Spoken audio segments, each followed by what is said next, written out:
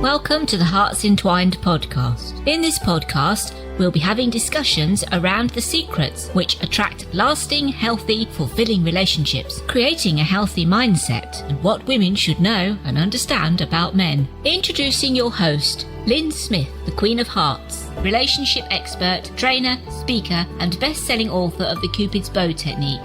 Lyn's mission is to have a positive impact in reducing divorce, domestic violence, and suicide. Welcome to the HEARTS Entwined podcast. This is your host, Lyn Smith. And today, listeners, I've got a fabulous guest. Her name is Veronica Vazeri. Welcome, Veronica. Hi, Lyn. Thank you for having me. Thank you for coming. Veronica is the founder of the School of Human Connecting. So or should I say human connection? I'll correct myself. So just for the benefit of our audience and listeners, just tell us a little bit about that, Veronica, before we get stuck into the main course subject. Yes, so the School of Human Connection focuses on providing people with programs where they can learn the skills on how to build a great relationship with themselves, how to learn the skills and communication with others, as well as connecting to the higher power. We see it. If those three pillars are being taken care of, relationship with selves, with others, and with the higher power in our lives, it's gonna bring the harmony and happiness to people's lives. So the curriculum of the school are designed to take people on the journey. Brilliant, because this isn't a subject that we get taught in school, is it? Is anything to do with relationship skills. Quite often, our role models are parents who may not have been the best at conducting their own relationships, and teachers certainly don't touch on it either, do they? Yeah, well, exactly. And I have been quite frustrated about the fact that we are not taught those skills at school, and the only model that we have is, as you said, our families. And if the family it doesn't even have to be a dysfunctional family, but if the family hasn't been also, passed on those skills from their parents, we just continue to carry on potentially unhealthy relational patterns from generation to generation. And I think it's very, very important to learn those skills, and especially for parents who have children, to really, really make sure that they have the relationships. School was born out of that frustration that the education is not available, and we're going to be bridging that gap. Absolutely, 100% support that, and do feel that there is a great big gap in terms of what skills need to be plugged into schools. Including one of the biggest ones I feel is around relationships. So well done for you taking the initiative around that, Veronica. I really admire you for getting stuck in and trying to do your best to plug that hole. So the subject that we was going to discuss, or what we are going to discuss today, is around busting some myths about how we build healthy relationships, or not, as the case may be. So can you start us off around your first myth that you'd like to share around your own research to do with this?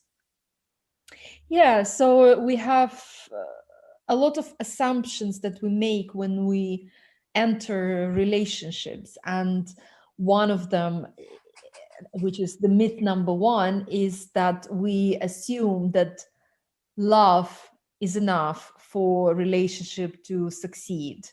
And the stronger the feelings that we have for a potential partner or for existing partner, the less likely we are to suspect that there might be some problems arising within a relationship, or that there could be potentially circumstances that might lead to the end of the relationship or the end of the partnership, because we make assumptions that, okay, we love each other so much, there's very little chance that we can break up.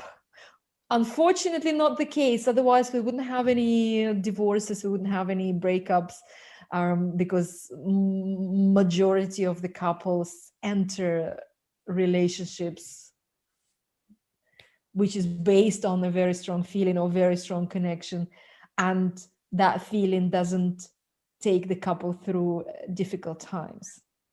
Yes, I can certainly empathize with that, from my own sharing with my own audiences and clients that I've worked with, that a lot of people do have that misperception that, just because there's reciprocal love and that your partner loves you and you love your partner a lot, that it's all going to be sweetness and light and a fairy tale romance right throughout the lifetime of the relationship. But the reality is something completely different, isn't it, usually? Oh, absolutely. Absolutely. Every great relationship, even if, and we are not talking any really serious toxic relationships here, but any great relationship is going to go through challenges, and it's normal. And the way we handle conflicts, the way we negotiate things, the way we overcome some difficult circumstances that we might encounter in life, which is absolutely inevitable. Every couple is going to go through that. Is nothing to do with the feelings that we have for each other. It's to do with our skills, to do with our previous experiences, the patterns that we carry out from the templates that we've learned on how to build those relationships. They're nothing to do with the love that we feel for our partners. So that's my myth number one. The success of your relationship or longevity of your relationship is nothing to do with the feelings you have for each other. Absolutely. And quite often, I think if we're repeating the same pattern with different partners, usually it's to do with our own past experiences from childhood, or to do with our own past experiences from previous relationships that we haven't resolved, isn't it? It's all to do with not actually looking at ourselves in those situations and thinking, well, this happened in my last relationship, and not identifying that you're the common denominator as to that pattern keep repeating itself.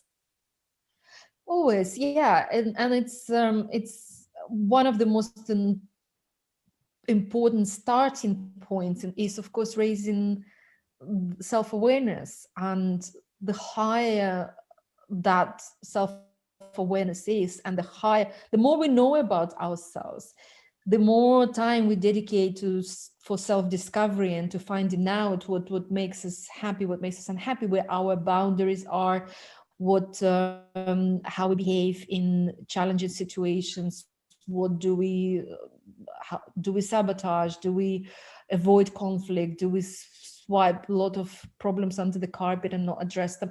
All those patterns start with being self-aware and recognizing any baggage that we carry from from childhood or past relationships, and a lot of other behavior patterns, relational patterns as well. Yeah, I think it's quite important to realize, the parts that we play in any relationship dynamic, and not, be tempted to point the finger at our partner all the time as being the person that needs to shoulder all the blame for any challenges that arise. Yeah, and there's a balance to be, to be found.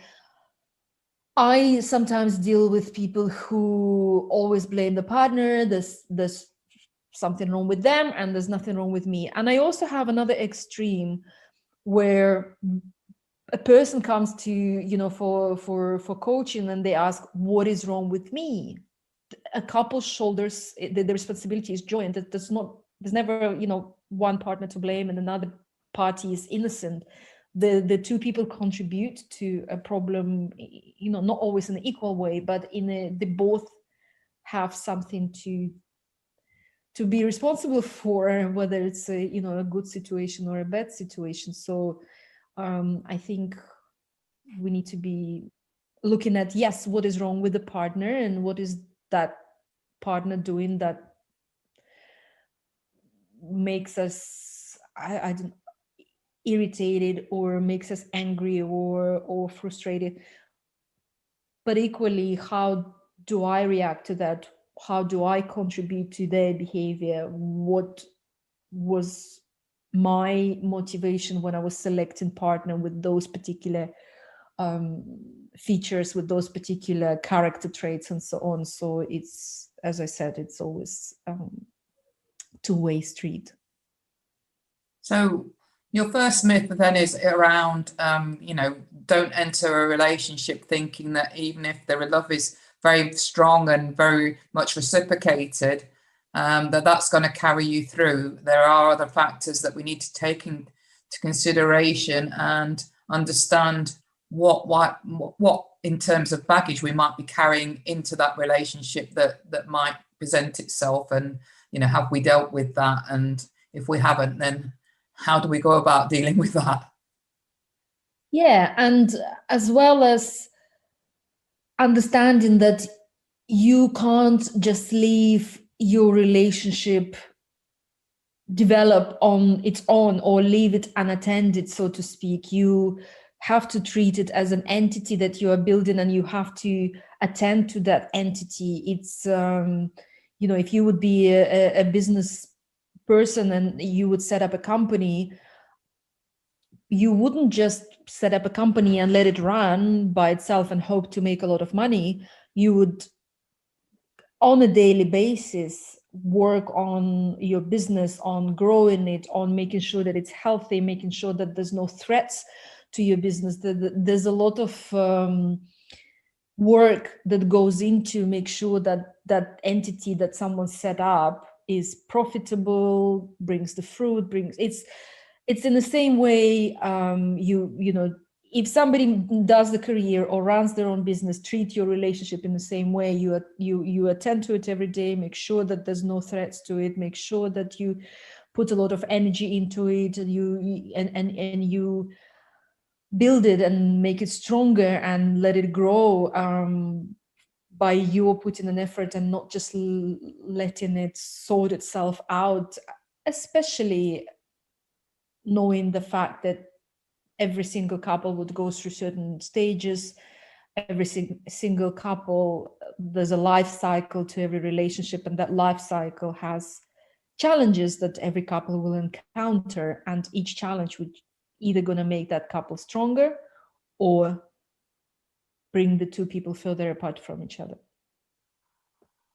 Definitely. So moving on then to myth number 2. What was myth number 2 that you've got in your myth busting around building, healthy relationships? The myth number 2 is when people encounter their first problems. A lot of people go for advice from the friends and family, YouTube, or go to Google and find an advice to your particular situation.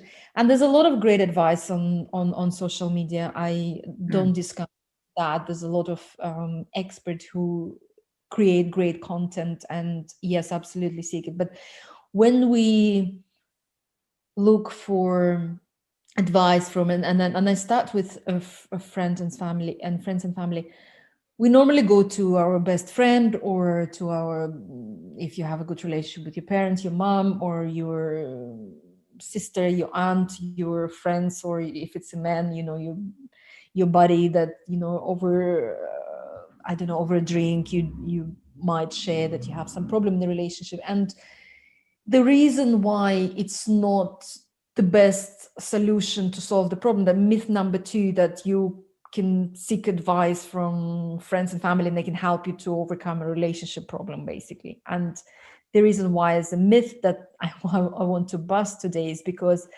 our friends and family are not the best people to turn to for advice when you have a relational problem. And the reason being because they're very, very biased. There's very, very few people that surround us that would take a position of objective and point out to maybe what we might not see and what we might do wrong. So they would probably be, blinded, or they would take our side and just leave them. There's, you are great and it's them, it's not you. It's the friends and family are normally very biased. They just can't be objective because they know you much longer. They on your side in majority cases. And also, not only that, they also might also have unhealthy relational patterns that they don't have skills, or they don't have knowledge to actually give a good advice and objective advice as well. So it's not just an objectivity issue, but also it's something that the skills they might not have. I also feel that if you share your dirty laundry, so to speak, about your current relationship with friends and family, then once that issue or challenge has been resolved, it then taints that family or friends perception of your partner from that point on, doesn't it, based on your their one-sided pieces of information that you've given them. Of course. And also if they and then you also put them in difficult situation, because if they advise you to leave your partner and you haven't followed the advice, and then they see you made up and you're back to normal and everything is great, they feel embarrassed that they've given you that advice. They advise you to leave. If they advise you to leave and you left and then you regret that, that responsibility on the shoulders. So it's very, very difficult position for people to, let's say, something that you would to actually take responsibilities for, potentially guiding you to a step you might be regretting, or you might be then embarrassed to see that friend who told you to leave your partner if you decided to stay, and the friendship is going to be tainted. There's just too many nuances in the close relationships where people wouldn't want to risk to give you an objective advice, because they know that it could potentially damage your friendship or damage your relative close ties that you have with your relatives, for example. Most definitely. So it's always, like you say, great advice to be mindful about who you share or go to if you're having a challenge or an issue. So what is the answer then if you're in a situation where you're wanting to work on a relationship challenge? What would be your advice and answer to somebody that's facing an issue, but has taken your advice and thinking, well, I can't really share this with my family or my close friends, because then they would be biased, around supporting me and have a tainted view of my partner. What's the solution in that situation then, Veronica? I would go to a professional, and there's a lot of help available. So it's from relationship coaching to family therapist to there's a variety of professionals that have different angles and could help with their situation from different perspective. And to me, it's the best route, because first of all, it's time saving. So you don't take years searching for an answer on Google, or you don't go and listen to 1,000 YouTube videos to try to see if that particular advice applies directly to your problem. My advice is always to seek professional advice, somebody who learned about relationships, who has the both, experience as well as the, relies on the, the latest research, because the areas of relationship is a very, very new field, constantly evolving. And the research, just, the updates, there's not a lot of it, because unfortunately, obviously, when it comes to science, and you look at psychology, it's one of the newest fields, and comparing to other sciences that has been around for much longer, the body of knowledge is really not that great in comparison to other subjects. So with that evolving science, making sure that finding the right professional to help, and also finding someone that you have a good chemistry with is like finding a professional that could take you on a journey and provide the advice that is applicable to your situation, and it's going to resolve the issue. Is not just finding the person with the right expertise, with the right qualification, with the right research, it's also finding somebody who you can really click and gel as a person. Because I find that, so for me, it's instead of going to the friends and family or read a lot of books or attend a lot of webinars and trainings, is just to find the person that you resonate with, that has a great expertise in the area, and seek advice that is going to be unique to your situation and applicable for what you're going through, and someone that you resonate with, so you can I so think you can the issue fastest and most efficient way. I think you're absolutely right. I mean, the reason I feel that a lot of clients sort of seek people like yourself and myself out is because they also want that hand-holding, you know, through the process. You know, they don't just want a one-hit wonder connection with you. They want that ongoing support, so that if there are sort of future challenges, you know, with the resolutions that they come up with, that they can then sort of have somebody to bounce that back off, and you're holding their hand along that journey. They're not sort of left, you know, as this is the solution, and they go and try it out and it doesn't work, and then, or there's some repercussions of that, and then they don't know, they're left scratching their head as to how to resolve this next issue that's arisen. You know, they've got that sort of continuity, haven't they, with coming to a professional.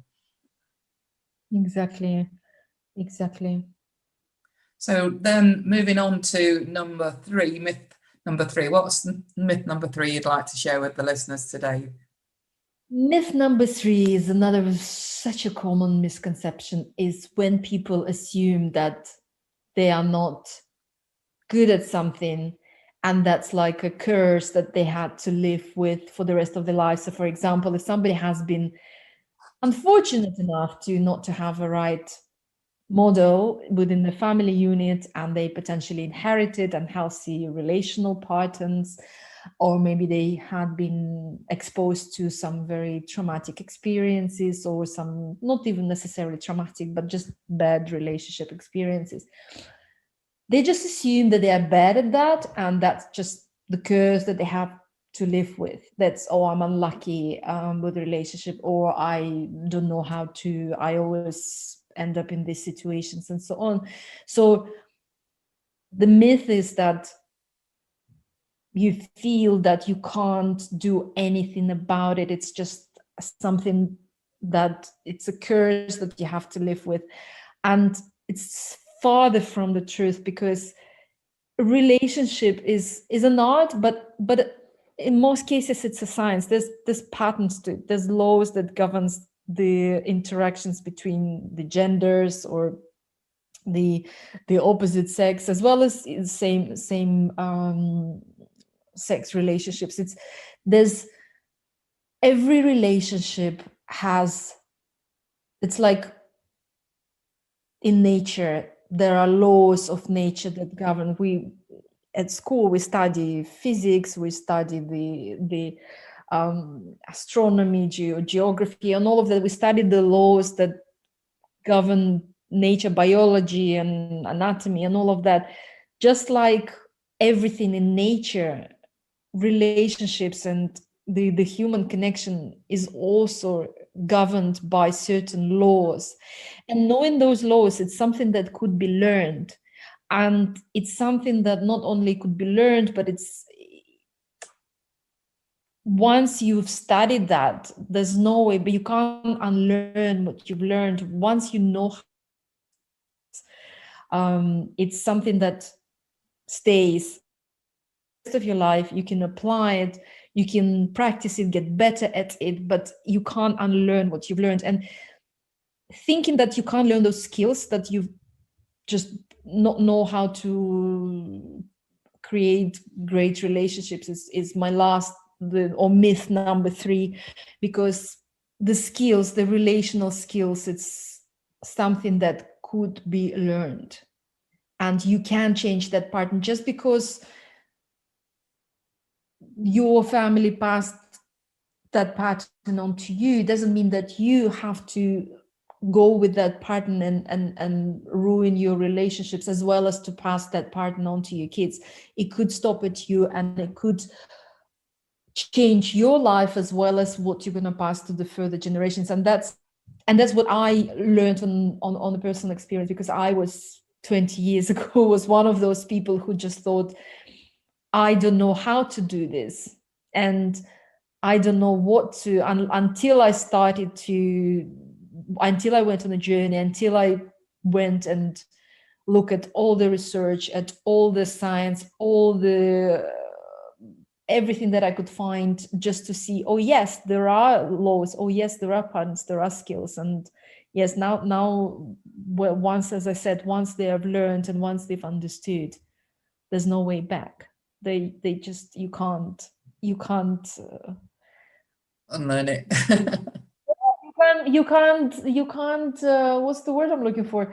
You can't go wrong with that. It's just so, I wouldn't call it basic, because it's as I said, it takes time to learn, and also most importantly, it takes time to apply it, because they're very early patterns. They're not easy to overcome. You just want to go into, you can apply it when everything is great, but the moment you're under stress, you're more likely to go to your default relational pattern. And so it does take time to practice it. But I think once you know it, It's I agree. I can remember, when I got married in my late 20s, and right through up until that point, I was very adamant that I didn't want kids. And looking back, I remember thinking that the reason I didn't want kids was because I didn't have a very good experience as a child.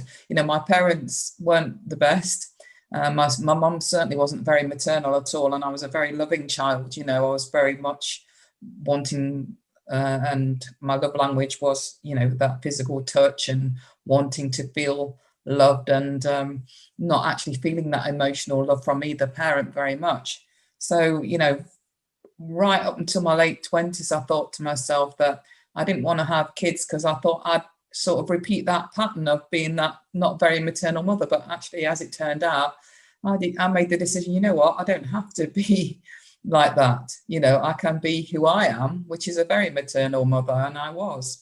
So yeah, I can understand what you're saying there about understanding that you don't have to repeat the cycles you've witnessed or experienced around relationships in your own future relationships. You can break that cycle and pattern. Yeah, it could start with us. I do believe that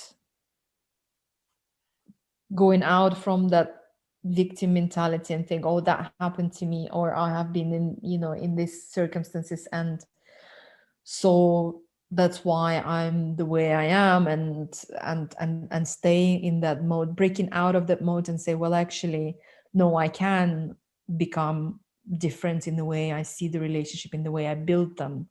And breaking the pattern will be difficult, but it's not impossible. And if I am determined to make it happen, and I put some effort into it, it's the fruit will be there.